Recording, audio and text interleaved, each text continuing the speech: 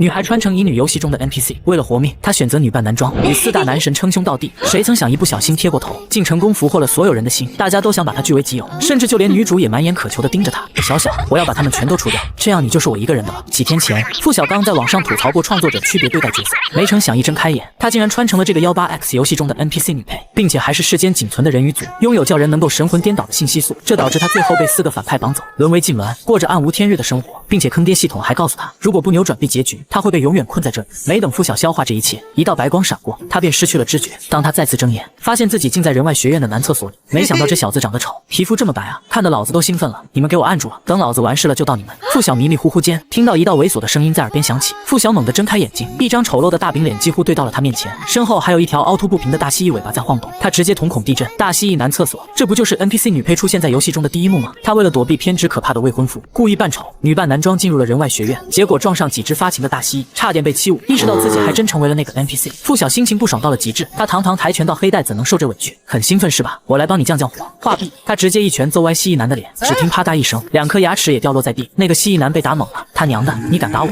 你们还愣着干什么？还不快点收拾他！蜥蜴男怒吼一声，他的2个同伙这才回过神来，举着拳头对着付小狠狠砸去。付小冷冷一笑，抓住其中一人的手，直接啪的一下折断，然后抬脚将另一个人直接踢飞，动作干净利落，帅气十足。小混混是吧？欺负人是吧？今天我不教训你们，你们还蹬鼻子上脸了！付小几个巴掌将面前那男人扇成了猪头，然后掐着他的脖子，踩住另一个人的后背，打得他们哭爹喊娘。在他们哭喊着求饶的时候，头顶上也逐渐浮现一行符号，狗命值从-100变成了-50、-30，到最后变成了+2、+3、+1000。这时脑海中的系统机械音又再度响起。狗命值指的是每个角色对玩家的危险值，狗命值系数越高，玩家此刻处境越是危险，每克服一个危机，玩家就能得到相应的狗命指数。只有收集到100亿狗命值，玩家才有可能扭转结局，回到现实生活。听完付小苦笑着，现在他才收集了1000，这得攒到猴年马月啊！他真想打开创作者的脑袋，看看里面是不是有坑。愤怒之下，付小又转过身将那几个人揍了一顿，几个人躺在地上，几根绿色大尾巴耷拉着，晃动几下收了回去。人外学院设定，只有在激动或者动情时才会显露属性的某个特征。付小看着地上鼻青脸肿的几个男人，勾唇一笑，我都义务帮你们泄火了，谢谢2个字总会说吧。听到这话，几个男人更是直接委屈的哭了，呜，真是谢谢你啊，被打了还要道谢，面前这人是魔鬼吗？付小点点头，一副孺子可教的样子，助人为快乐之本，这都是我该做的。说着他转过身要走，系统忽然大喊大叫起来，滴，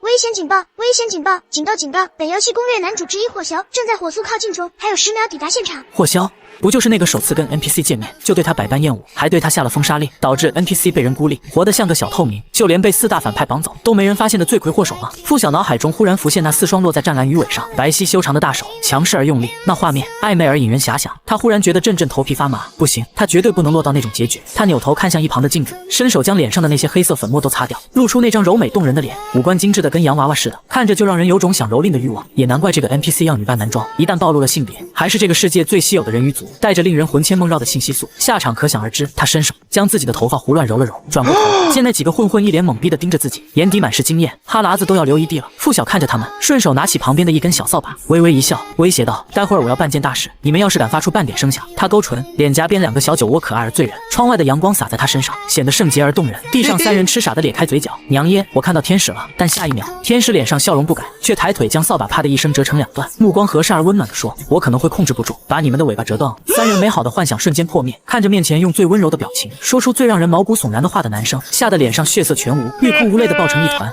这里有恶魔，妈妈，我害怕。付小贱完美的把他们恫吓住，相当满意的点点头，紧接着听到了门口越来越近的脚步声，他打开门冲了出去，却没想到对方离得那么近，猝不及防，直接扑通一声将人压在了身下。付小硬着头皮直接抓住来人的衣服，兄弟不要进去啊，里面几个蜥蜴族在打架，打得牙都掉了，太危险了。说完，他假装战战兢兢的抬起头，入眼就是一张帅气到让人炫目的俊脸，剑眉星目，一双绿色眸子如绿宝石般闪耀，深邃而迷人，整张脸更是完美的像建模一样，浑身都是肌肉，整个人散发着戾气。看够了吗？敢撞我的人，你是第一个。付小只觉得脖子一紧，还没回过神，就已经被扼住命运的喉咙了。霍霄冷着脸掐住他的脖子，眼底杀气腾腾，死之前还有什么遗言没说？老子给你一个机会。付小看着他头顶上跳动的符号，狗命值-1万、-15000、-2万。穿越游戏第一天就快要被攻略对象弄死，很好，很刺激。即他被掐得脸都青了，已经喘不过气来了。他死死地掰住他的大手，拼命挣扎。霍萧感受到他的反抗，眸子危险一眯，瞬间散发的强大威压将他彻底镇住。一根黄色满布黑色环斑的尾巴也随之出现，晃动几下，霍萧现尾巴了。他是真的对他动了杀心。看来你是没遗言了，那就去死吧。附小的反抗犹如蚍蜉撼树，丝毫没有作用。游戏当中设定4大男主武力值是属于最顶级的，而霍萧就是4人中最厉害的那个。他那点武力值对付几个小混混还可以，在更强的人面前，根本连还击的能力都没有。就在即将缺氧的一瞬，附小忽然灵光一闪，艰难地睁开眼睛看着他。我确实还有一句话要说，你的眼睛。附小明显看到那双绿色眼眸猛地一缩，瞬间杀气弥漫得更加惊人。见状，他微微勾起唇角，好像绿宝石一样深邃而美丽，真好看啊！霍萧怔了一下，绿眸里闪过一丝诧异，惊诧的同时，手上的力道也松了些许。你说什么？附小得了空隙，张张嘴，贪婪地呼吸新鲜空气。果然如介绍上说的一样，霍萧天生绿瞳，跟族人都是黄瞳的特征不同，所以经常被族人当成异类。从小遭遇的白眼和排斥太多，导致他形成了暴力多疑的性子。虽然长大后凭一己之力成功打败了所有对手，坐上了花豹族少主的宝座，但这双绿色眼睛仍旧是他的逆鳞，嘲笑过的人都得死。附小睫毛颤了颤，看着他，眼底冒出一丝崇拜和惊喜。其实我是霍萧同学的迷弟啊，你长得又高又帅，气质又这么迷人，就连那双绿色眼睛也闪耀无比啊！我是为了霍萧同学才来了这里啊！附小一个劲地说着话，可劲的演戏忽悠他。看着霍萧头顶上的狗命值从-2万变成了-1万，不愧是攻略对象啊！狗命值都比别人长得快，这个羊毛薅得过。附小双眼发亮，说得更加起劲了。我对霍同学你的崇拜之情如滔滔江水，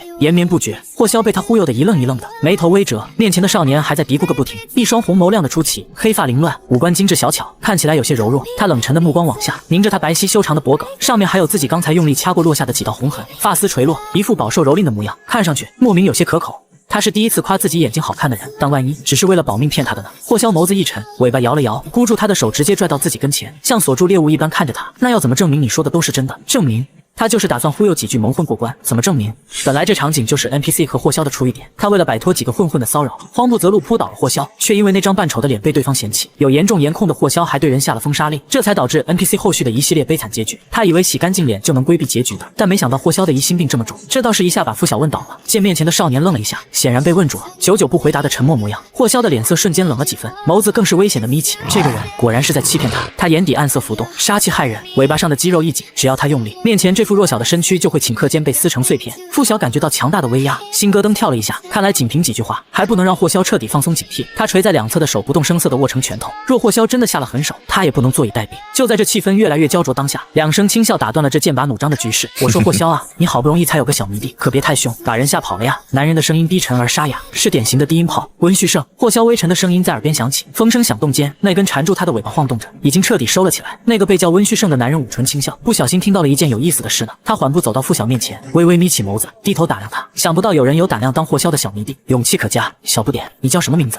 看着他那骚包模样，还有那标志性的淡粉色头发，附小就已经确定他就是这个游戏的第2个攻略对象，狐族家主温旭胜。别看他整天笑盈盈的，这可是最为病娇变态的主。当时他玩这款游戏，以女主身份攻略他后，他居然笑盈盈的带着自己参观他的私人标本室，里面都是他喜欢的东西，甚至是打败过的兽人。他还满脸宠溺的说好爱他，想把他也做成标本，这样就能时时刻刻陪着他了。其恐怖程度不亚于囚禁 NPC 的4大反派。最要命的是，这货还是个年纪轻轻就享誉国际的外科医生，简直是斯文败类中的典范。看着他轻佻的态度，附小就很想捶爆他的狗头，态度也随之冷了几分。我不叫小不点，有名有姓，附小。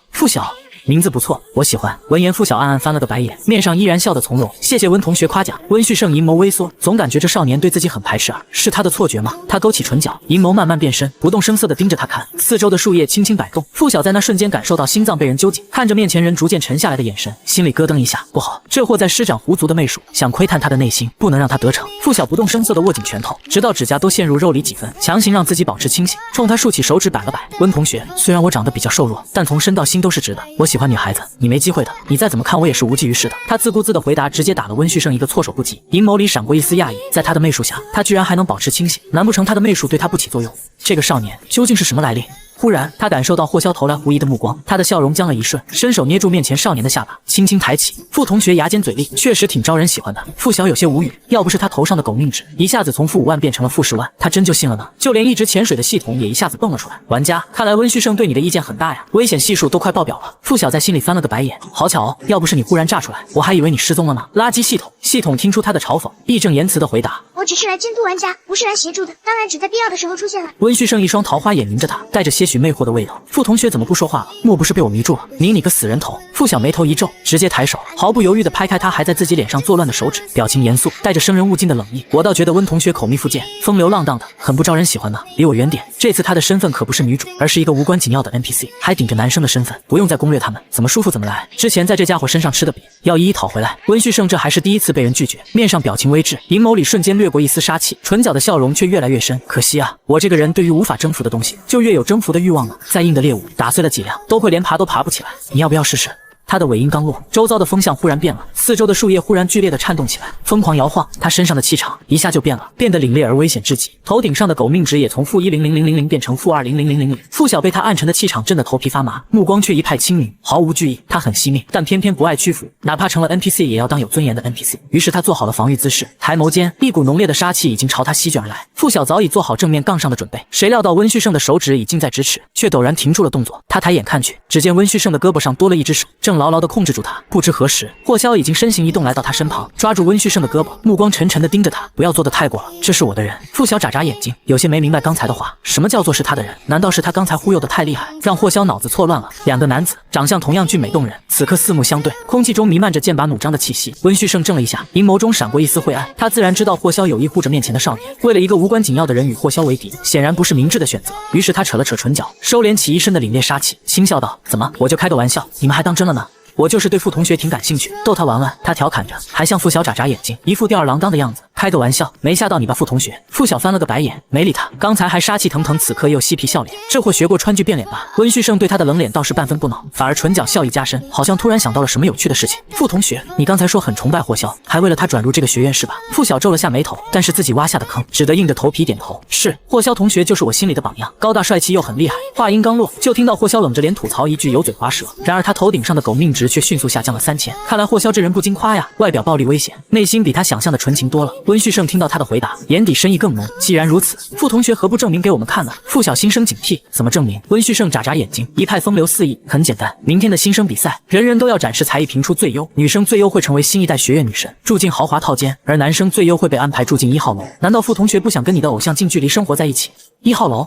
傅晓忽然想起了游戏里的设定，在这个学院里，根据身份等级将兽人们都分为3、6、9等，而1号楼正是家世显赫的4大男主所居住的独栋公寓。想到自己如果不参加比赛，就会被分到最差的宿舍，与那些触手怪、粘虫族等住在一起，傅晓就浑身起鸡皮疙瘩。最要命的是，10号楼连 WiFi 都没有，这谁能忍？于是他果断地同意了这个提议。好，我会在这次的新生比赛中拿到冠军，证明给霍同学看的。开玩笑，住进1号楼，不仅环境好、设施好、网速快，还能时刻薅那4个人的羊毛。攻略对象的狗命值才是最值钱的，而且亲近4大男主，跟他们称兄道弟，成了他们小团伙的一人。4大反派就算对他心生不轨，也得有所顾忌。真是一石三鸟之计。傅晓心中的小算盘打得咣咣响，一双红眸都亮了不少。那狡黠的模样，在霍萧眼里，甚至有几分可爱。这个少年居然这么崇拜他。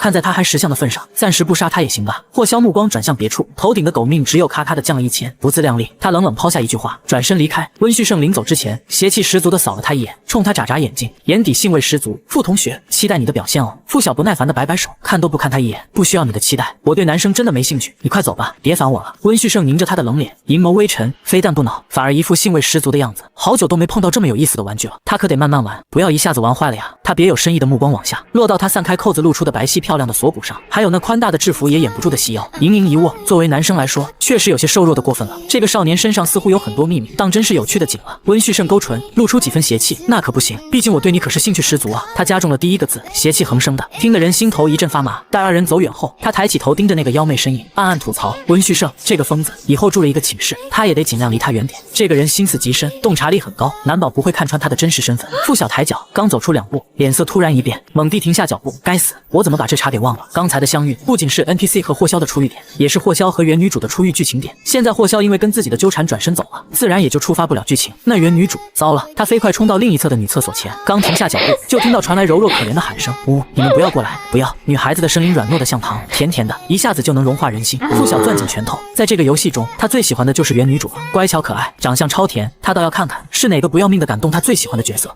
妈妈来了！他飞起一脚，直接把门踹飞，霸气的冲了进去，气势汹汹，放开那个女孩。冲我来！付晓推开门，直接越过重重身影，落在那个被逼到角落的弱小身躯上。一头栗子色的卷发有些凌乱，可爱的呆毛竖起，浅蓝色眼睛瞪得大大的，有些无助的看着他。真不愧是游戏的女主，真是软萌可爱到爆表，让人看着心都融化了。就是浑身凌乱，衣服都皱，真是个小可怜。付晓在心里感慨一声，随后危险的眯起眼睛，看着那几个黄鼠狼族女生，不悦的蹙起眉头。就是你们这些不知死活的在欺负她！几个女生见霸凌被打断，瞬间皱起眉头，一脸的不耐烦。你谁啊？我们女生的事轮得到你一男生插手？我可是黄鼠狼族家主的千金，识相的快点滚，否则我们连你一起揍！付晓不屑的嗤笑一声，我赶时间，你们就一起上吧。不过事先说好，我可不会怜香惜玉哦。黄心恶狠狠的咬牙，好啊，那就别怪我们把你撕成碎片了。几个女生大叫着，一起冲了上去。缩在角落的绵音忽然紧张的攥住拳头，她就是进学院的时候被几个男生搭讪了几句，她没有搭理他们，可这几个黄鼠狼却忽然冒出来，说自己蓄意勾引他们的男朋友，还说要给她个教训，之后就被堵在角落里，衣服都快扒掉了。就在她准备想要施展本族的催眠术，将他们弄晕，再一个个塞进马桶里的时候，这个少年忽然踹开大门从天而降，还口口声声要维护她，真有意思啊！绵音握着拳，激动的眼睛都亮了，兴趣十足的看着付晓的方向，小哥哥小心！付晓听到旁边女鹅的叫唤，勾起唇角，冲他眨了眨眼睛，放心吧，你闭上眼睛，数10个数，很快就结束了。少年短发微翘，一张精致的脸迷人帅气，举手投足之间尽显英姿飒爽。他站在光中耀眼而夺目，绵音怔了一下，心就像被重拳猛地击中，怦然心动。与此同时，付晓转过身，直接投入了战斗，一踢二踹三甩，不费吹灰之力的就制服了3个黄鼠狼。他揪着3根大尾巴笑了笑，戏谑的盯着他们，怎么样？不是说要连我一起揍？就这点战斗力也好意思出来丢人现眼？几个女生被攻击的毫无还手之力，一下子就缴械投降了。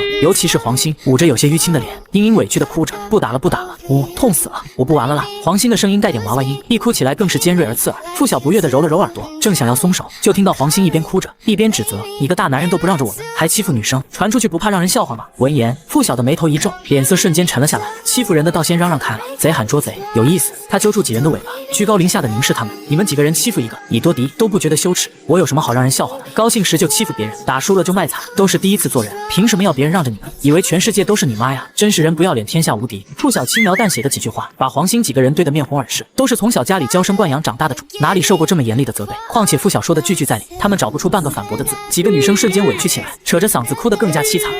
好可怕！我要回家。付晓看着他们头顶上也出现了狗命值的符号，越是哭得凄惨大声，狗命值涨幅就越大，很快就从-2000的狗命值一路回归0，再一路飙升到了1000。他们每嚎一句，狗命值就增加500。付晓看着那些数字蹭蹭往上涨，忽然觉得这些哭声都没那么难以忍受，悦耳多了。看着他们一时半会并没有停下来的趋势，他很淡定地扯下2节纸巾，捏成耳塞，直接塞进耳朵里，还贴心地捏了2个递给不明状况愣在原地的绵音，拿着，别客气。绵音呆呆地接过2个临时做成的耳塞，然后就看到付晓悠然自得地坐到了旁边的凳子上，翘起2郎腿，静静地看着他们哭。他脑子里浮现了无数个问号，尽管很是疑惑，但他选择什么也不说，低头道了一声谢，随即塞上耳塞，乖巧地坐到付晓旁边。黄兴一行人看到2人一脸看好戏的坐在那，一副悠闲的样子，估计有盘瓜子都能直接磕上了，瞬间觉得被羞辱，面子上过不去，嚎得更加厉害了。付晓看着那长得更不要钱似的狗命值，眯起眼睛，爽呆了。等到他们哭完了，抽抽搭搭的时候，才心满意足地勾起唇角，拔下耳塞，冲他们看过去，一副宽宏大度的模样。念你们初犯的份上，我可以给你们个改过自新、重新做人的机会，你们要还是不要呢？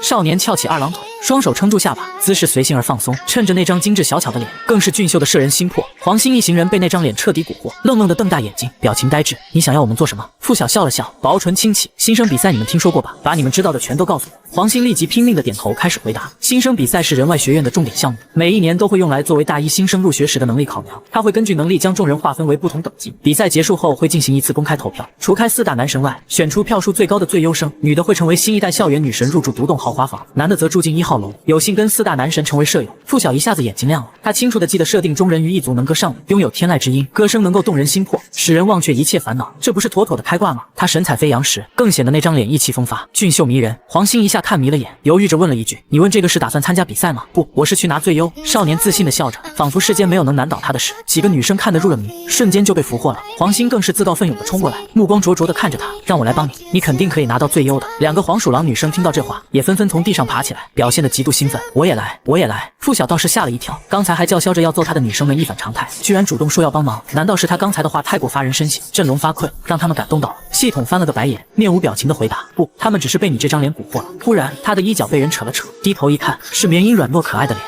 他怯生生地盯着他，小哥哥，也让我一起帮忙，好不好？那副软软小小的样子，让付晓恨不得狠狠热上几下，最后还是没忍住，手落在他头上，轻轻地揉了揉，温柔地笑道：以后有人欺负你，就报出我的名字，告诉他们你是我罩的，我叫付晓。绵音红着脸，轻轻地点点头，一颗心彻底萌动。新生比赛当天，热闹非凡，八角章鱼抛着海洋球，转着圈圈表演。接下来展现能力的是女生组，大一新生绵羊族绵音。女孩穿着一袭白裙子，一头微卷的栗子色长发披散着，整个人看起来乖巧可爱。她这软糯的气质，一上台就引起了男生们的巨大反响。这妹子长得好可爱啊，初恋脸是我的菜。是啊，气质很独特，萌萌哒。男生们讨论的热火朝天，落在绵音身上的眼神更是炙热无比。聊着聊着话就变味了，你们看那双腿，又白又细，绝了，绝好的炮架子啊！老子真想压着她来上几回。是啊，这柔柔弱弱的，看起来很好吃呢。待会我们要不要找个没人的地方？找个没人的地方怎么样？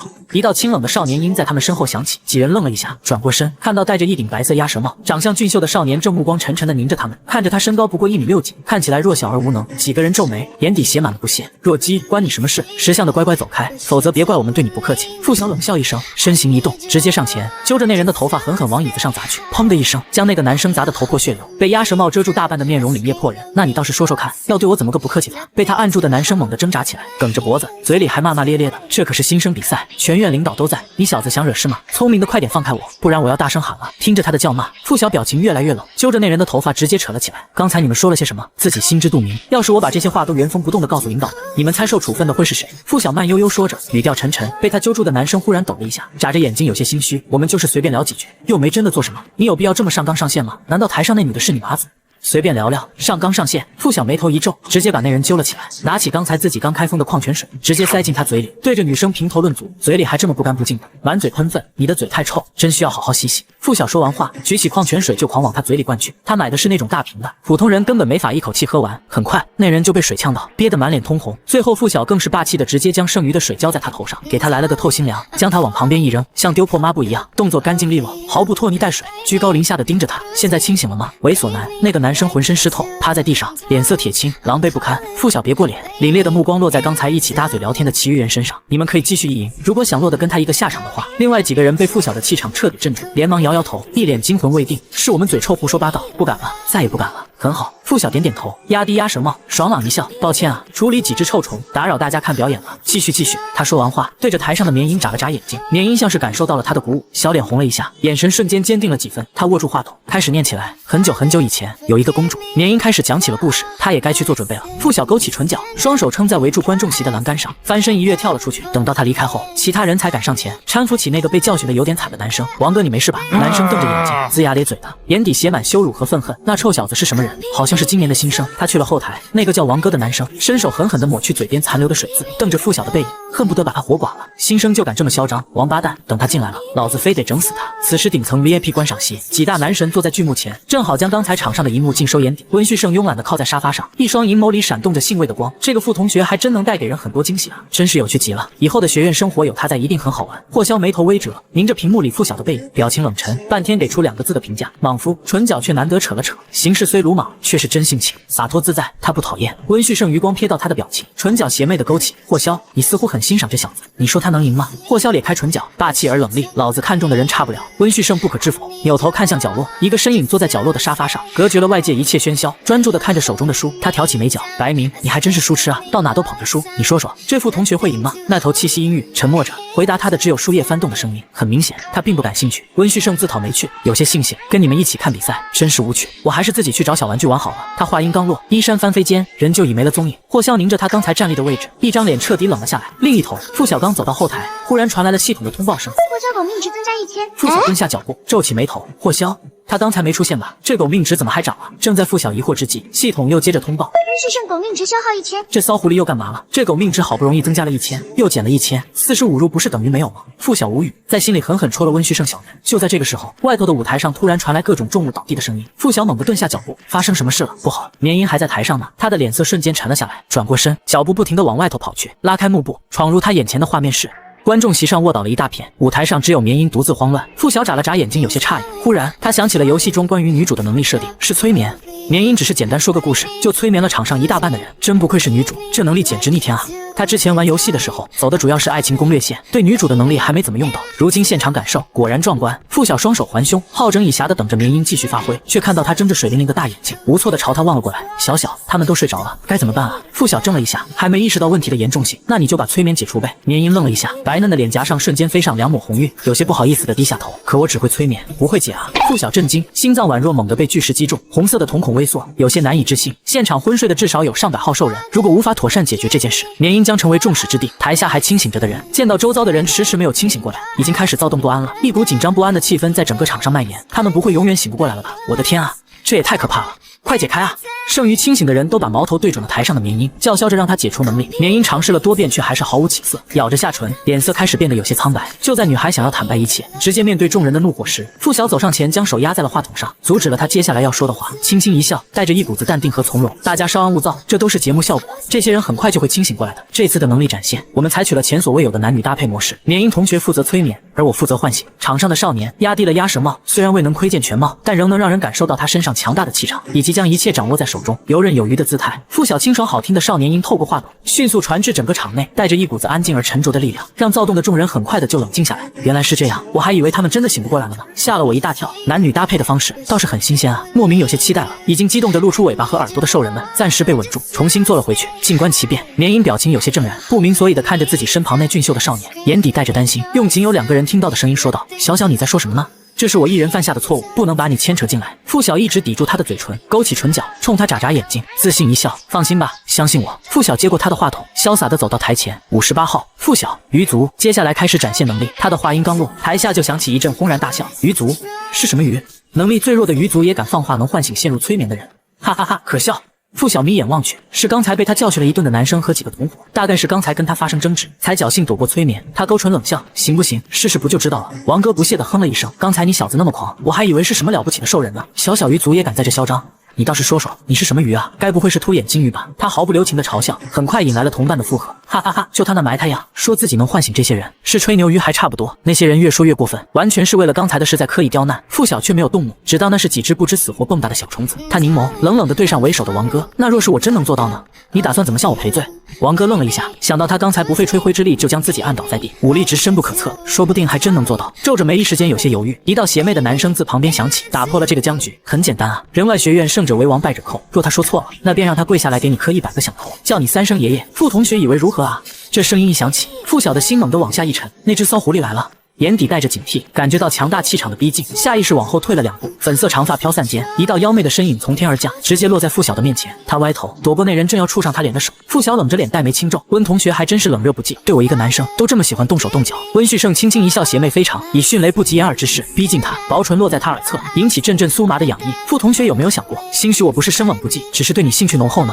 凑得近了，温旭胜越发觉得面前这个少年身上处处散发着幽香，不是寻常的香水味或者洗浴用品的味道，更像是一种淡淡的却足以魅惑所有人，使对方神魂颠倒的香气，是他至今为止嗅到的最好闻的气味。他阴谋暗了暗，炙热的气息喷薄在傅晓颈侧，想要探究清楚那股香气。原本平静的内心也开始产生丝丝躁动，叫嚣着让他撕碎点什么。耳后和脖子上都传来阵阵痒意，身前人的气场变得越来危险和压迫。傅晓皱起眉头，感受着那人越发肆意轻佻的举动，有些难以置信。骚狐狸这是在闻他？他现在可是顶着男生的身份啊，他是不是疯了？傅晓脸色一沉，直接伸出脚，狠狠地朝他踹了过去。狗男人，你不要太过分了！傅晓出脚快而迅猛，压根没想给面前人反应的机会。温旭胜被那股香气迷了魂，一时不察，虽然闪躲及时，但膝盖上倒是结实的挨了一下。他漂浮在半空中，发丝飘动，从刚才的诱惑中慢慢回过神来，凝着面前已然动怒的少年，看着他薄怒中白里透红的脸颊，还有那燃着恼怒之火的红眸，当真是有趣极了。温旭胜眼底带着欣慰的光，压低眉角，反而更兴奋了。傅同学还是一样开不得玩笑啊！看着他被踢了一脚，头顶上的狗命值却破天荒的降了500，非但不恼，反而还欣慰十足的样子。傅晓在心里暗自翻了个白眼，果真是个名副其实的变态啊！我现在有急事要忙，没工夫跟你玩这些恶趣味的游戏。傅晓冷着脸，温旭胜咧开唇角，冷邪的目光直接对上刚才气焰嚣张，此刻却耷拉着尾巴的王哥等人。你的正事就是这个？如果你求我，我可以勉为其难出手，帮你解决掉他们。他唇角笑容不变，银眸中却闪动着森冷的杀气，语气平淡而自然，仿佛他刚才说要解决的不是几个活生生的兽人，而是几只微不足道的苍蝇。傅晓皱起眉头，有些不悦。不用了，温同学的人情我可欠不起。他扭头看向台下的王哥，表情沉沉。我跟你打个赌，若是我能成功唤醒这些人，你就如温同学所说，跪下来给我磕100个响头，喊我3声爷爷。王哥咬咬牙，表情难看。那若是你输了呢？付晓神色如常，那我也同样给你磕100个响头，喊你爷爷。不过他顿了顿，唇角扬起一抹笑，自信而洒脱。我不会输。他的话音刚落，舞台上的灯一下子全都灭了。王哥脸色大变，不好，那小子玩不起，要偷跑了。他大喊一声，气急败坏地站起来，正要追出去时，突然舞台正中央照下一束光，正好打在一块圆形的投影布上。一道矫健的身影在投影布上出现，然后直接来到了台前，将白色的鸭舌帽往空中一抛，露出那张精致俊秀、不似凡人的脸。灯光打在他周身，少年穿着一件黑色而酷雅的衣服，勾唇间帅气十足，让人痴迷。付晓一出场，就顺利吸引了在场所有人的目光，就连站在后台边的温旭胜也正在原地，银眸里浮现丝丝惊艳。温旭胜狗命值增加1000，场内获取狗命值加10、加50、加100。加200，系统的播报声还在响个不停。付晓环顾台下，果然每个兽人头顶上都顶着一个狗命值的字样，而且那数值更以惊人的速度上涨着。怎么回事？他明明什么都没做啊，狗命值怎么会增加这么多？狗命值除了代表危险之外，还代表倾慕值和崇拜。玩家在游戏中获得倾慕和崇拜者越多，生存下去的几率也就越大。换言之，只要玩家收获一定数量的粉丝，狗命值便会大幅增长。付晓没想到那几只黄鼠狼女生给自己安排的出场，居然这么让人惊艳，收到这么意想不到的效果。付晓勾起唇角，眼底神采奕奕，想不到狗命值还能通过这种方式获取，也算是意外之喜。这只是热身，接下来才是重头戏。付晓旋转几下，来到话筒前，粉嫩的双唇微微开启，灵动清润的声音透过话筒不断传到场内各处，悠然的歌声慢慢响起，如同雨后清泉，浇灌着每个人的心，播种下点点温暖和希望。原本喧闹的场内逐渐安静了下来，所有人都听着这美妙的歌声，感受着灵魂深处的激荡。这是什么？我从未听过这么好听的歌声，天啊，我感觉心灵都被净化了呢，真的太好听了。付晓闭着眼睛，轻轻唱着，声音不疾不徐，将一个关于青春和梦想的故事娓娓道来，引起了所有学生的共鸣。快把安在我身上的监控摘了，这唱的分明就是我啊！随着那些人的感慨，系统播报的声音也越来越急促。狗命值加50、加100、加200、加300，不行了，数值增加太多，统统数不过来了，摆烂。唱完最后一个字后，付晓缓缓睁开眼睛，不知何时，刚才那些陷入催眠的人已经都醒了过来，演出成功了。接着，场内响起了剧烈轰动的掌声，一片沸腾，欢呼声都快把表演厅的天花板给掀了。付晓见状，心里悬着的大石总算落下，勾起唇角，随性而耀眼。谢谢大家捧场，我的能力展示完了。随即，他的目光落到同样哭得不能自已、满脸通红的王哥身上，伸出手摇摇一指，扬起唇角，霸气十足。孙子，可以给你爷爷磕头了吧？